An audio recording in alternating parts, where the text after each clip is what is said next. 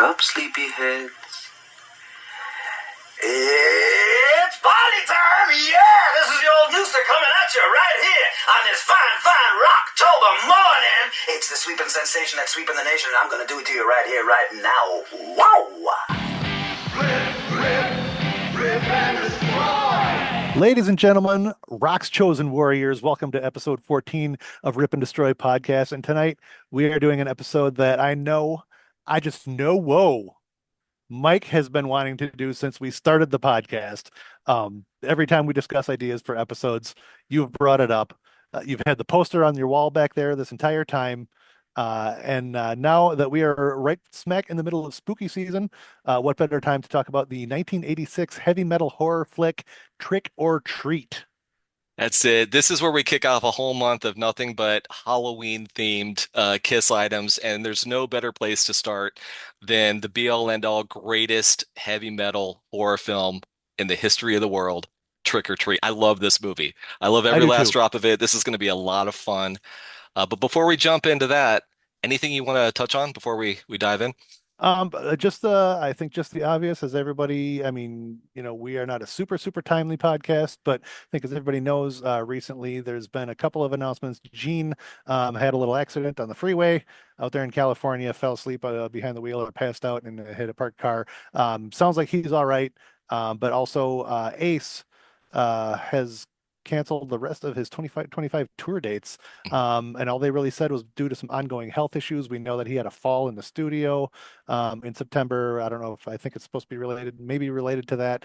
Not sure, but we just want to wish Uncle Gene and Uncle Ace well, and hope everything turns out great.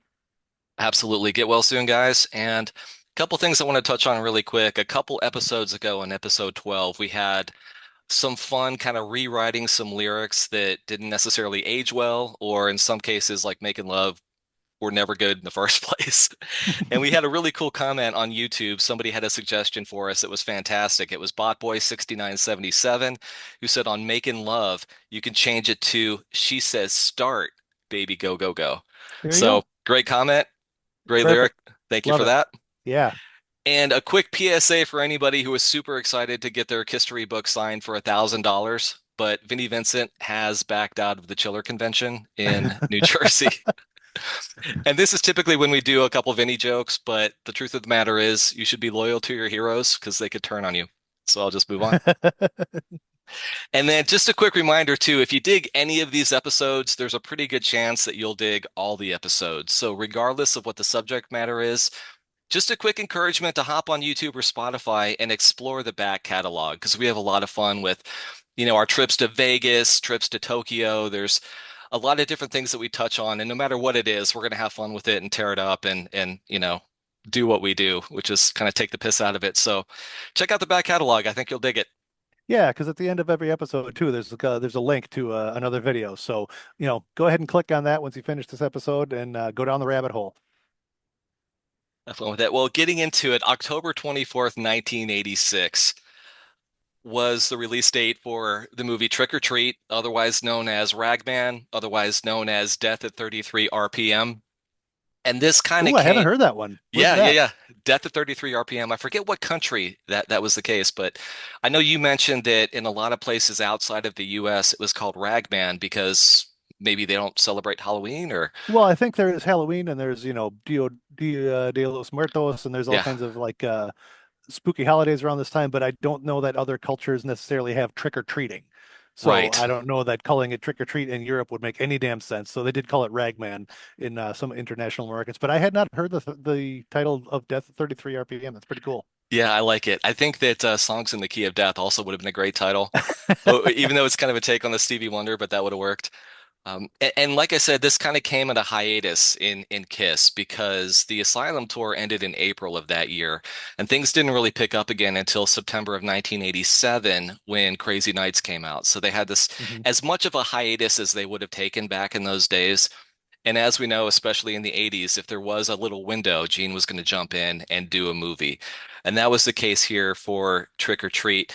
Throughout the course of this conversation, of course, there's going to be spoilers, but don't worry about it. The fact is, if you've seen Nightmare on Elm Street, if you've seen Shocker, if you watched any horror movie, between 1981 and 1989. You know the story anyways, so don't worry about the spoilers. And one thing I wanted to share before we got to it, I learned something today that was fascinating. This movie was sold by the screenwriter with a one sentence pitch. Have you heard this? No. Yeah, this is great. Check this out. Kid plays record backwards to unleash revengeful ghost rocker. There I, it is. I mean that could be the title of this episode. I love it. Right on. And somebody just got out the checkbook and said, "Let's do this." I love that. Yeah, it was cool Well, too. it was Dino De Laurentiis, so I mean, he It was it was cool too to see that like people who'd worked on Nightmare on Elm Street and people who'd worked on the Conan movies were a part of this as well. And it wasn't until I was doing my research today that I realized how many similarities there are between this movie and Nightmare on Elm Street. But we'll Mhm. kind of get into that in a little bit when we talk about Sammy Kerr. But before we get to the characters, did you see this in the theater? When was the first time you saw it?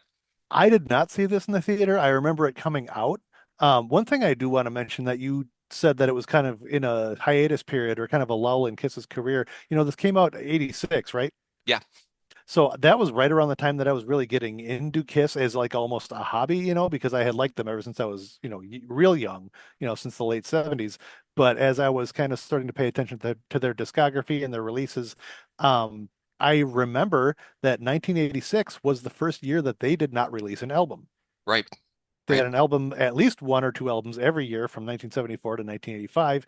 Then 1986 came, and we kept reading in Hit Parader about this Who Dares Wins album that's supposed to come out, and it never came out. And it wasn't until 87 that Crazy Nights came out. And I just remember that 86 was the year that first year that Kiss did not release anything. Hmm. So that is interesting to note that, well, this is what Gene was doing in the meantime, I guess. But to answer your question, no, I did not see this in the theater. I do remember it coming out. I remember, I think MTV or whatever entertainment shows were out were talking about this movie that Gene and Ozzy Osbourne were both in.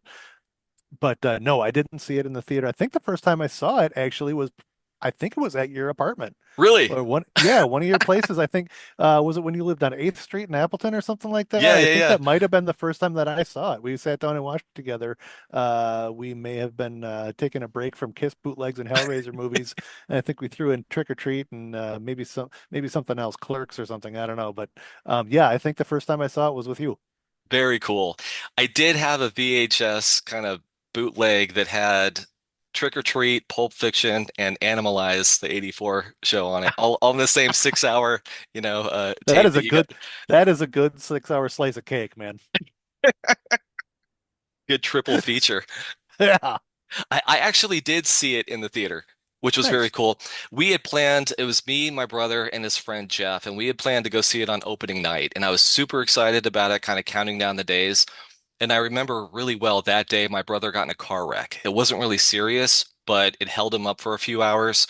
So we didn't see it opening night, but we saw it the next day, Saturday. And I, of course, absolutely loved it. I think I just turned 12 at that point. Yeah. Oh So, yeah, it's squarely aimed at 12-year-old boys. yep, yep. Yeah. And it's been tough too because it's been hard to get a hold of over the years too. It's the kind of thing I Mhm. want to revisit every couple years. And up until recently, it's been really difficult to find it on any streaming service. It's currently on Roku and it's on Screambox. But even Amazon wasn't streaming it. You couldn't buy it. It was tough to get a hold of. I think I had a VHS copy at one point too. Yeah, I don't remember. I thought I had a VHS maybe that I dubbed from a rental tape or something, but they did release it on DVD, but it was kind of like one of those $5 bargain bin DVDs that you would find at Walmart or something, and had a really terrible cover with some stock pictures of Gene and Ozzy and some random skull. So I do remember I did buy the DVDs because, it was available. So it was released there. I have not checked to see if it was available on Blu-ray or anything yet. But yeah, I even had a little bit of a hard time finding it streaming. It is available on Internet Archive, so you might be able to find it there in whatever legal gray area that occupies. It's allegedly available. Allegedly available, even though I allegedly found it and allegedly sent my friend a link to it That because he that had ki- never seen it. That cover did bother me too, because I understand why they did it. Obviously, it's Ozzy, it's Gene, they're both in the movie, but they're both in the movie for a grand total of about 4 minutes. Right. But I guess they had more pull than like Mark Skippy Price did, so they I got the mean, cover. not as far as I'm concerned, but Yeah, I think it's probably also a rights issue. They probably just didn't have the original artwork available. yeah, You which, know, which that is kind too of thing bad. happens. I absolutely love that cover art. Oh yeah. Yeah, you mean the poster art that's over your shoulder there, There it and is, and that's over also yours. yes on the LP. I did this might be worth a little show and tell action here, but I did actually me being a graphic designer, I did actually create my own DVD cover. Very Um, cool. yeah, using actually I did scan the art and the logo and everything off of the LP. I do have There he Mark is, Price right there flashing the horns on the throwing the side. goat. Pretty movie fan specific back cover art. So if we had a platform for it, I could maybe find this and like upload it so that people could download it and print off their own. But uh, Well, I highly recommend becoming best friends with TJ because anytime you lend him something, when you get it back, it's 10 times better. We used to swap VHS tapes back and forth, and yes, he'd get it in like an empty clamshell, and it'd come back with like a super kick-ass cover art with logos and like the Largo 1979 written on the spine. yeah, It's yeah. amazing. I used to make some custom labels for you and everything, and give your bootlegs back with some upgrades. Yep, yep. And then one time my wife went to Wisconsin and she came back with a really super cool tattoo. I'm like, he's still doing it. That's right. That's Every right. That's true. every time I send anything your way, it comes back better. So I think before we get into the content of the movie, it's important to understand like the setting, the context, the backdrop of when this movie came out. Hmm. And I know at some point we'll probably do a whole episode on the Satanic Panic, but that was definitely, the motivation, the impetus for creating a movie like this. This is also the height of the Parents Music Resource Center, Tipper Gore's PMRC, which went from 85 to 87. So this is right in the middle of that. And that was, of course, targeting Kiss, targeting Ozzy and Wasp and Prince and others. And also, this was a time when backmasking was of really big concern. Just a couple years before 1990, when Judas Priest would be taken to court for supposed backmasking. I think Ozzy at this point had already been taken to court for a suicide solution, so that was a big deal. And what's interesting to me is that, in a sense, this movie kind of answers the question, what would it look like if the televangelists were actually right? What if heavy metal did actually conjure demons? What would that look like? And we get to take that ride with Ragman.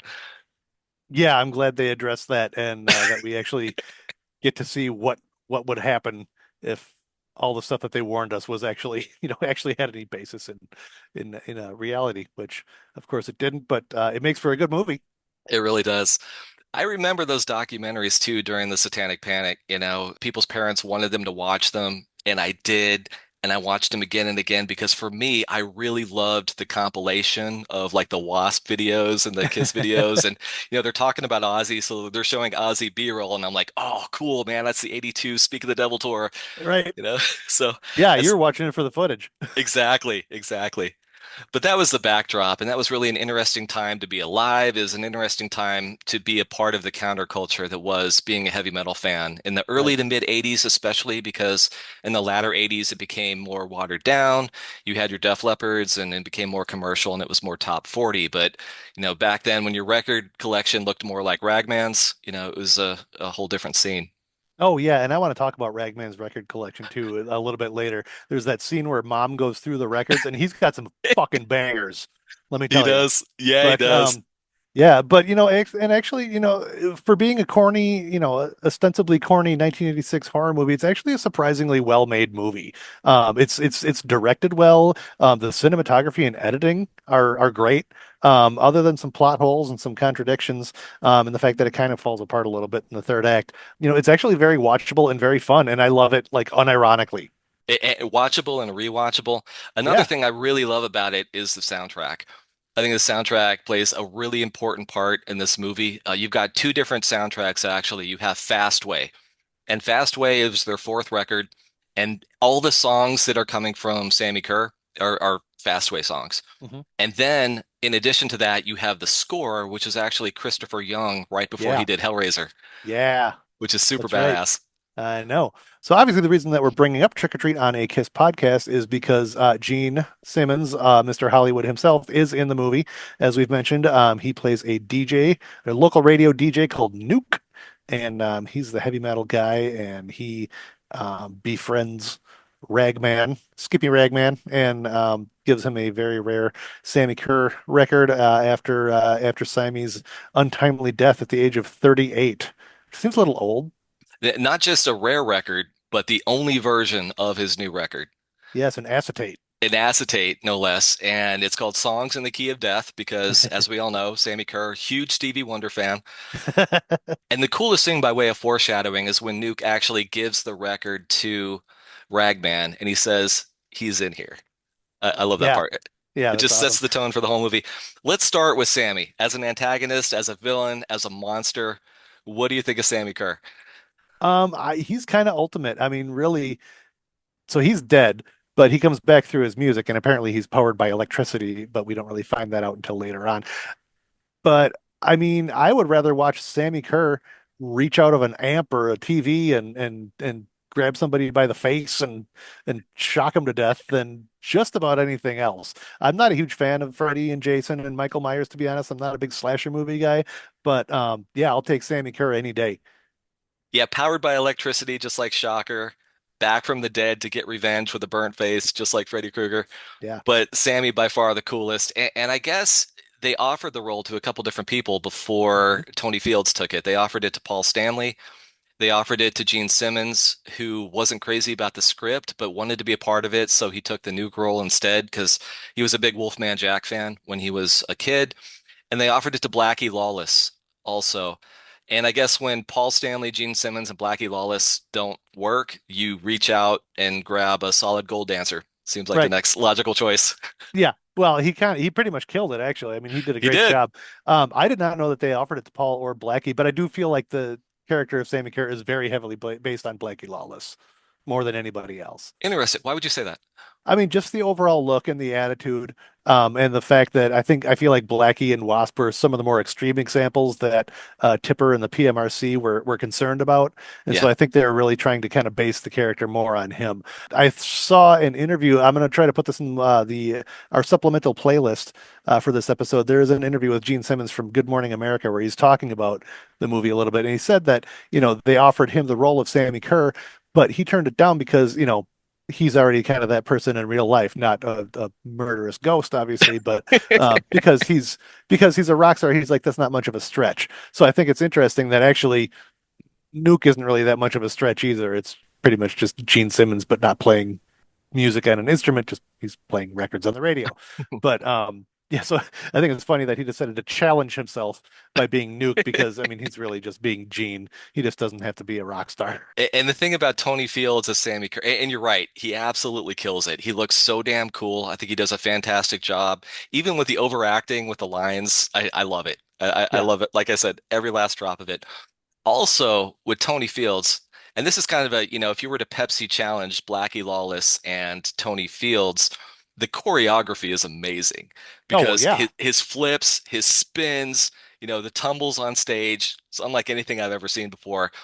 That said, Tony Fields, I'm just going to make an assumption, probably not a guitar player. Because when you see those fingers, you're like, come on. I think Blackie would have had the guitar part. I think Tony had the choreography. Yeah, yeah, kind of like Crosswords, where Steve Vai played all the guitar parts and Ralph Macchio was faking it.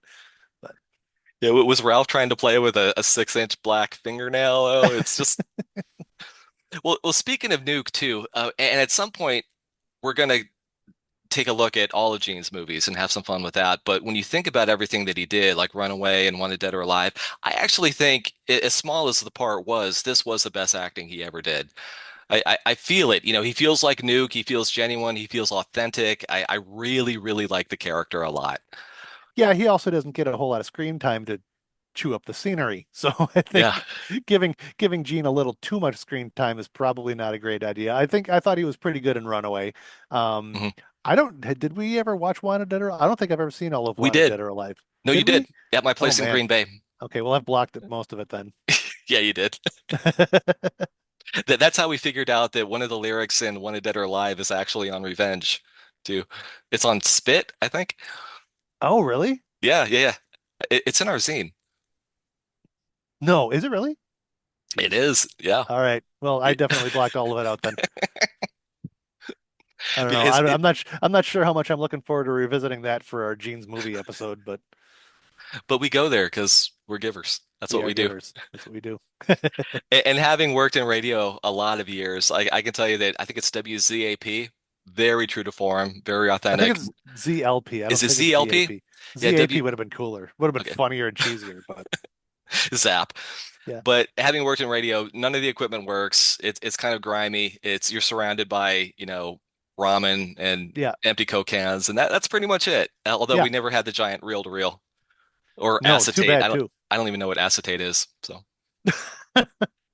You do too.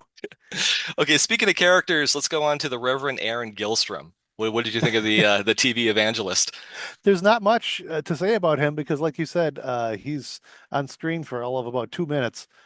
He's really just Ozzy with a haircut and a vest on, and he's talking about how evil all of these rock and rollers are. Did he get a haircut for the movie, or was that back when he was shaving his head, just randomly on occasion?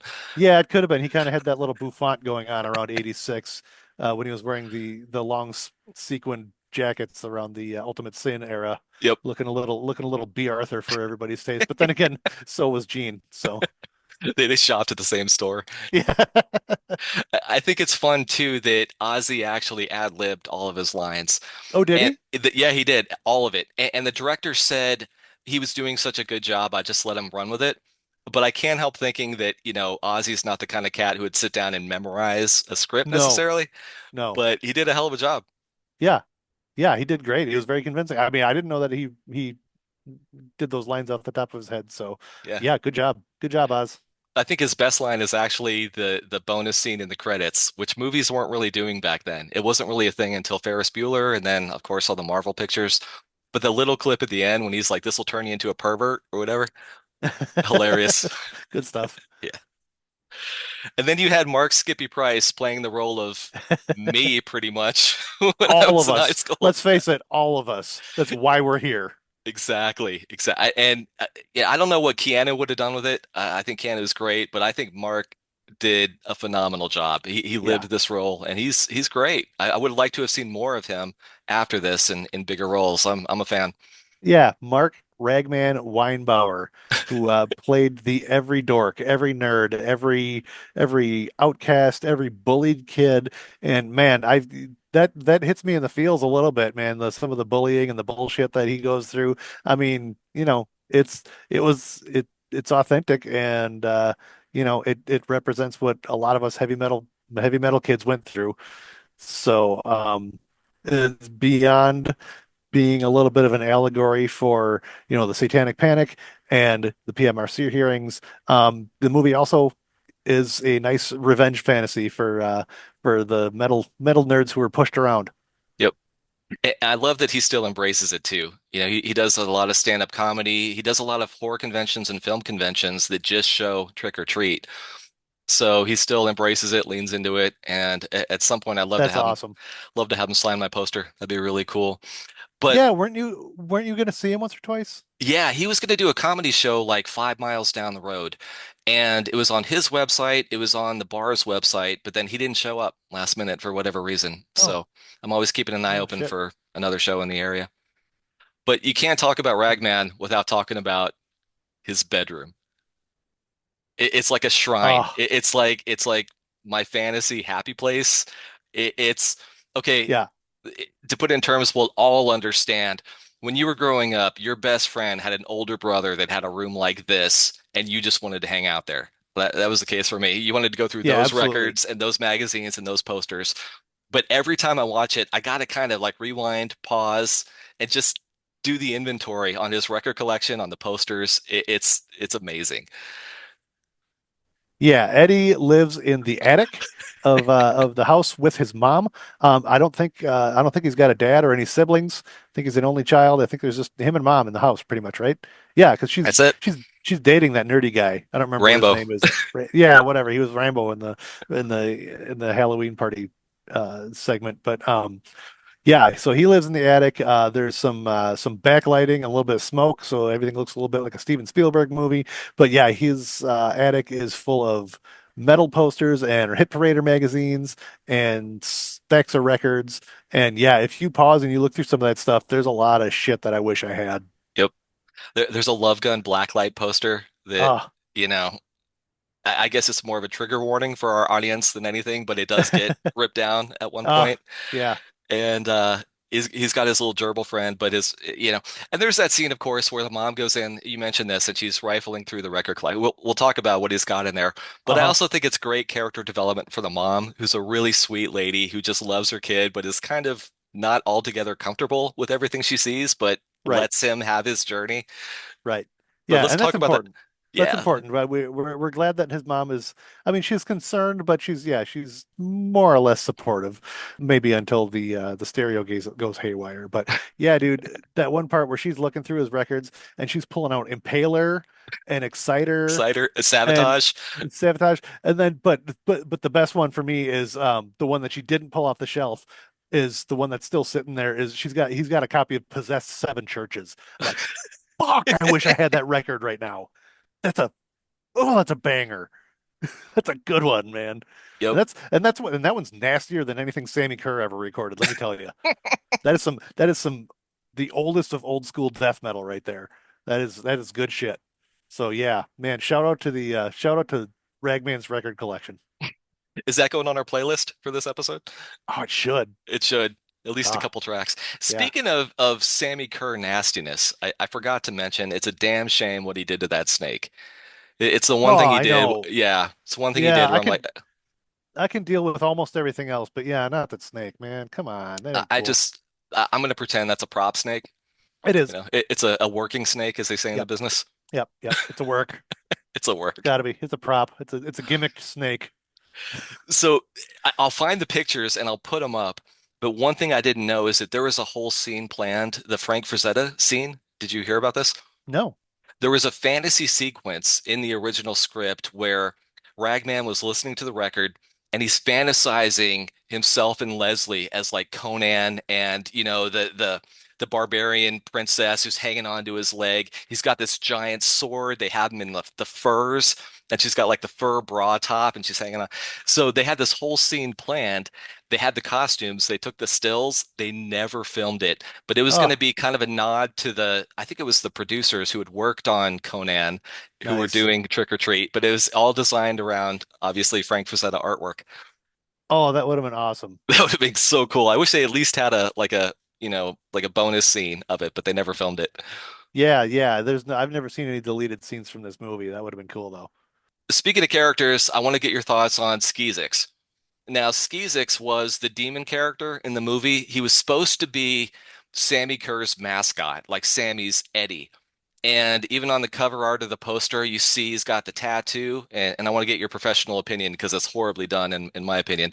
He's got the little tattoo of the demon Skeezix. And then at one point, Tim's girlfriend puts the headphones on in the car, and Skeezix starts putting the moves on her, I guess. But he was the demon sidekick of Sammy Kerr. What do you think of the puppet Skeezix? The puppetry, I guess, is okay. It's a bit cheeseball, but it is of the era of its time. As for the tattoo, my professional opinion is Sammy, I could cover that up for you. Give me a call. Speaking of the tape, I gotta say something about that because this is something that we discussed even way, way, way back when we watched the movie years ago. Remember, that tape was supposed to be given to Tim, but Jeannie put the headphones on and Skeezix starts putting the moves on her. Hmm. I see where you're going with You this. see where I'm going with Yeah, I do. this? So did did did Ragman give Tim that tape so that Skeezix could put the moves on Tim? It can happen. Or did Skeezix just improvise, given did he just adapt to the current situation? I don't know. Sammy's more metal and Skeezix more jazz. He just kind of free form. And it's funny that she picked out that tape because it was shiny and silver. Yeah. That was the I one. love that. I've never seen a tape like that though. That's the coolest tape. Yeah, I'd like to get like a replica of the cassette, like just to have. Oh, yeah, Like, prop replica with the soundtrack on it. That'd be oh, awesome. that'd be great with the Why didn't Fastway. they release that? Yeah. So as I mentioned, I mean, things do kind of start to fall apart in the movie a little bit, like towards the third act, as they're trying to figure out how to get rid of Sammy Kerr. From that point on is a gold mine of Mystery Science Theater worthy one-liners and lines of dialogue and plot holes. And I gotta bring some of these up, man, because some of these are gold. I mean, first you've got the record talking backwards to Ragman, and it delivers the best line in the movie, which is "No wimps, no false metal." No Wimps. No, is that the first time we ever heard No False Metal? I think it I is. I don't know if it is or not, but it's one of the best uses of that phrase.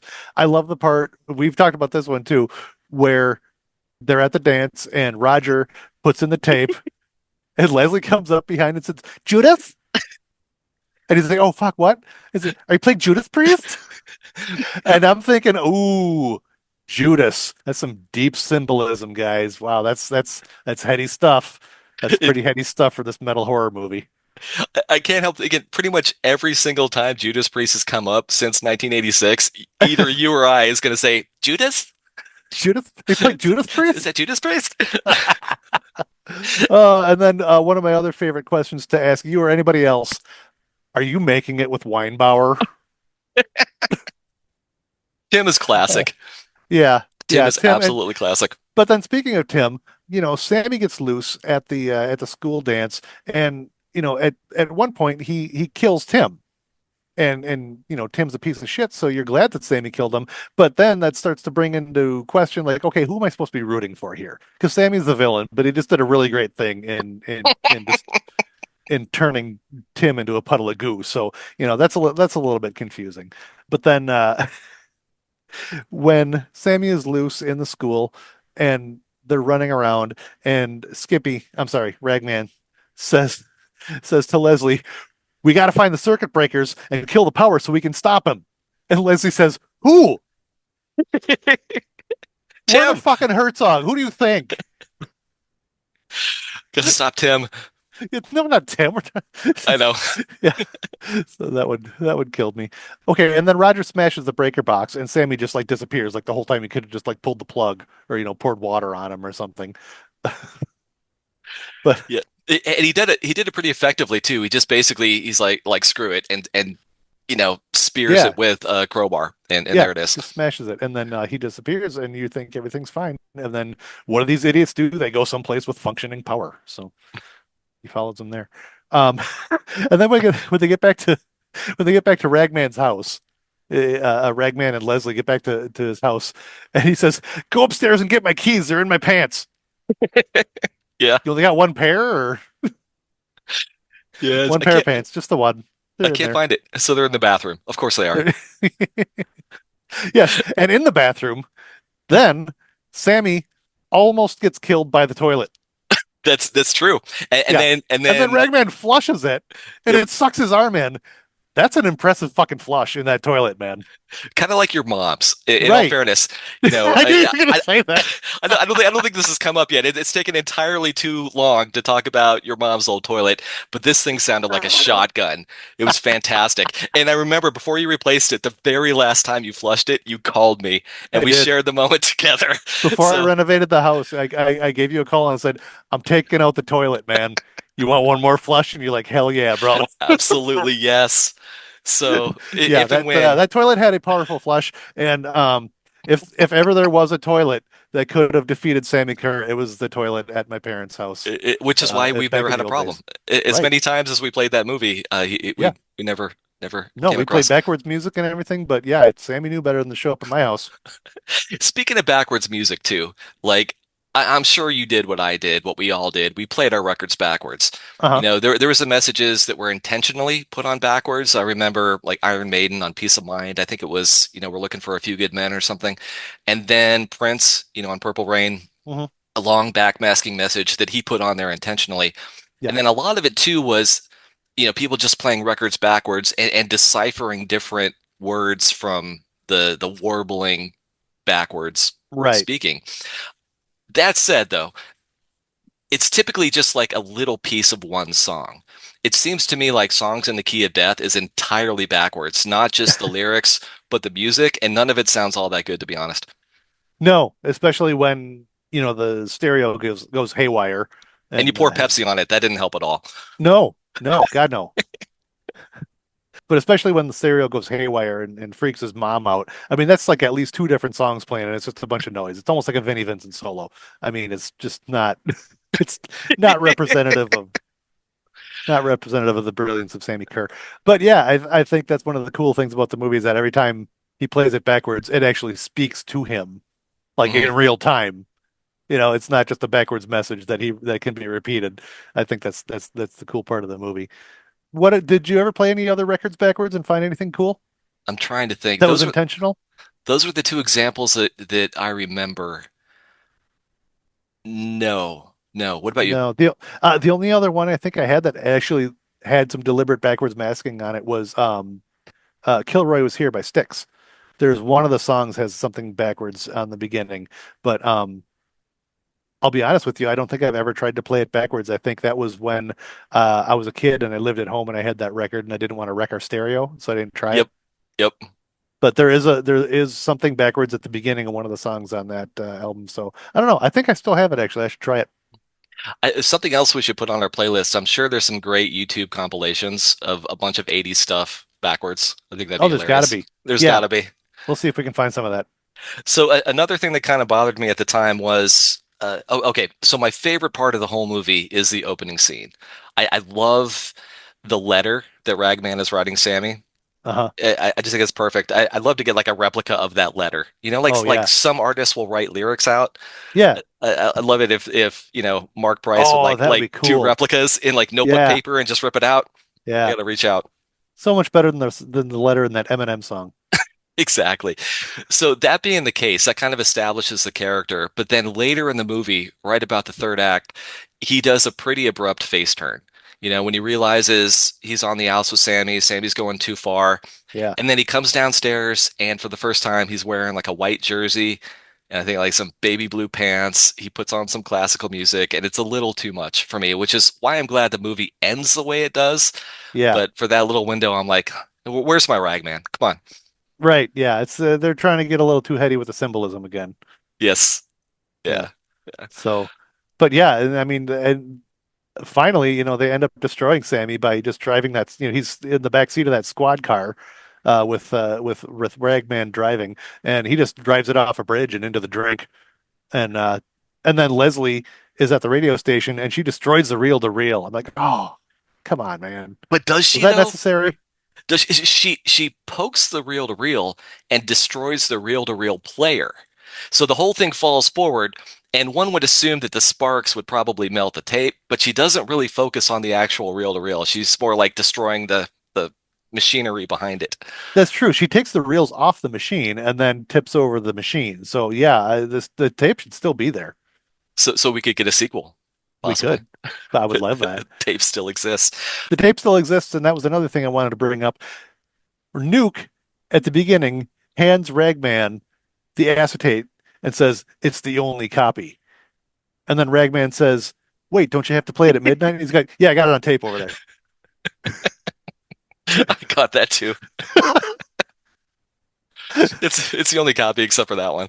And, Except for the one that I made, and also the one I made for my friend, and then the one I have at home. yeah, the shiny silver one and the white cassette tape version Right. of it. So, anyways, fun movie, and the moral of the story, I guess, is don't meet your heroes.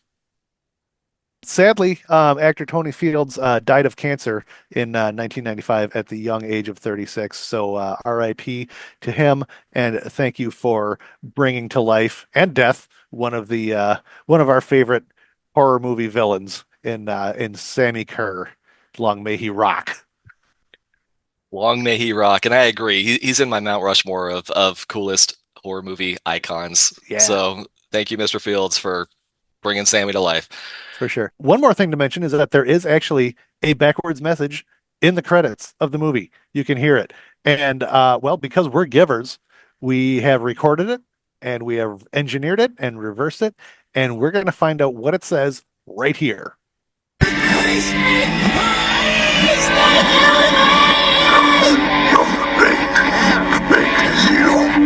I love that we've enjoyed this movie since 1986, and it was today that we took the ride and figured that out together in real time. That's right. Well, that's the adventure that we're on here in Rip and Destroy. But now I have to go to bed and worry about Sammy popping up at some point and shooting through my electric fan or something. Well, just don't play your records backwards. You'll be fine. What did you ask it though? That's the question. That's the real question. Oh, yeah. Is when are we going to get a sequel? Yeah, that's what I want. Speaking about being givers, our next episode is going to be something really special. What do we have in store? Well, as far as I am aware, you are going to be right here. That's it. That's it. Right in front of Donkey Kong. Right here. Yeah, that's right. Mike is going to be visiting sunny Wisconsin towards the end of October, and we are going to record an actual person to person, one-on-one, live, one camera, I guess. And it's going to be the Rip and Destroy Kiss Halloween special, where we're going to talk about all things Kiss Halloween. And it's going to drop on the 30th of the month, right before Halloween. So you can listen to that and then, put on your Kiss Your Face makeup kit and go trick or treating. And that should be a lot of fun. It's going to be a blast. We're going to cover Paul Lynde. We're going to cover Kiss Meets the Phantom, which I'm surprised we haven't done already. Mhm. And the costumes, pretty much anything Kiss related that ties into Halloween. Only two rules apply: no wimps, no false metal. Otherwise, That's right. it's wide open. And don't forget to be a part of the conversation. If you want to leave a comment like Botboy6977, you can leave a comment on YouTube. You can leave a comment on Spotify. Or as always, you can reach us at ripanddestroypodcast@gmail.com. And that's also the handle for Instagram. So until the Halloween special, we'll see you next time. Ciao.